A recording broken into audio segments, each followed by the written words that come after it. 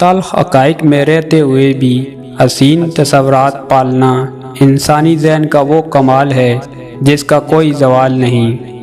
زندگی کی سچائی کو سمجھنا بہت مشکل نہیں ہے۔ جس ترازو میں آپ دوسروں کو تولتے ہیں خود بھی اسی میں بیٹھ کر دیکھیے۔ حضرت علی رضی اللہ تعالی عنہ نے فرمایا، خوشی ہے اس شخص کے لیے جو اپنے دل کو فکر کے ساتھ اور اپنی زبان کو ذکر کے ساتھ مصروف رکھے۔ غریب تو وہ ہے جس کا کوئی دوست نہ ہو۔ لوگوں کو جانچنے کا کام تم نے سنبھال لیا، حالانکہ اعمال تولنے والا ترازو تو کہیں اور ہے۔ خواہش ریشم کے کیڑے کی طرح کام کرتی ہے۔ انسان خواہشات کے ریشم کو بنتا بنتا خود اسی ہول میں دم گھٹنے سے مر جاتا ہے۔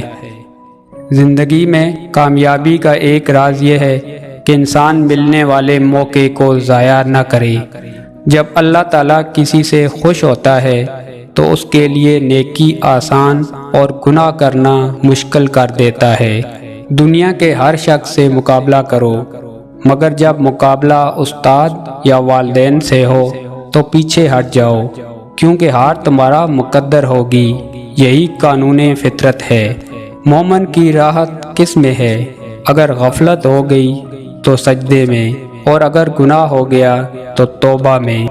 اگر آپ صحیح ہیں تو کچھ بھی ثابت کرنے کی ضرورت نہیں، وقت خود ہی آپ کی گواہی دے گا۔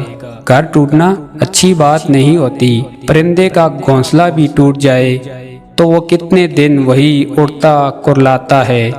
انسان کی تکلیف تو جانور کی تکلیف سے زیادہ ہوتی ہے۔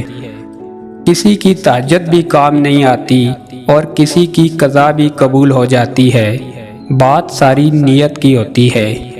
گزرے ہوئے کل کا افسوس اور آنے والے کل کی پریشانی ہمارے آج کو بھی خراب کر دیتی ہے۔ وہ لوگ جن کے پاس بولنے کے لیے بہت کچھ ہوتا ہے وہ عام طور پر مختصر ترین لفظوں کا انتخاب کرتے ہیں۔ ایک عورت نے ہمسایوں کے دروازے پر دستک دی اور ان سے نمک مانگ لیا۔ اس کا بیٹا یہ منظر دیکھ رہا تھا، کہنے لگا، امی جی ابھی کل ہی تو میں بازار سے نمک لایا تھا، پھر ہمسایوں سے نمک مانگنے کی کیا ضرورت تھی؟ ماں جی کہنے لگی، بیٹا ہمارے ہمسائے غریب ہیں، وہ وقتاً فوقتاً ہم سے کچھ نہ کچھ مانگتے رہتے ہیں۔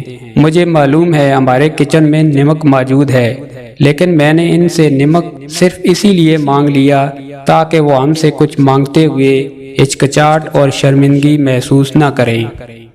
ان لوگوں سے مت ڈرو جو اپنا بدلہ لینا جانتے ہیں، ہمیشہ ان لوگوں سے ڈرو جو اپنا معاملہ اللہ تعالیٰ پر چھوڑ دینے والے ہوں۔ فاتحہ لوگوں کے مرنے پر نہیں، احساس کے مرنے پر پڑھنی چاہیے، کیونکہ لوگ مر جائیں تو صبر آ جاتا ہے، مگر احساس مر جائے تو معاشرہ مر جاتا ہے۔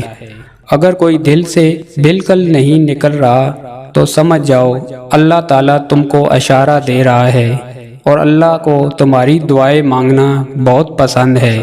اس لیے دعاؤں کا سلسلہ جاری رکھو، کیونکہ دعا سے تقدیر بدل جایا کرتی ہے۔ بعض اوقات انسان سکون کو ہر چیز میں تلاش کرتا ہے، مگر وہ اس کی اپنی ذات میں چھپا ہوتا ہے۔ خود غرض، جاہل اور بے وقوف لوگوں پر جب احسان کرو تو پھر ان کے شر سے بھی بچو۔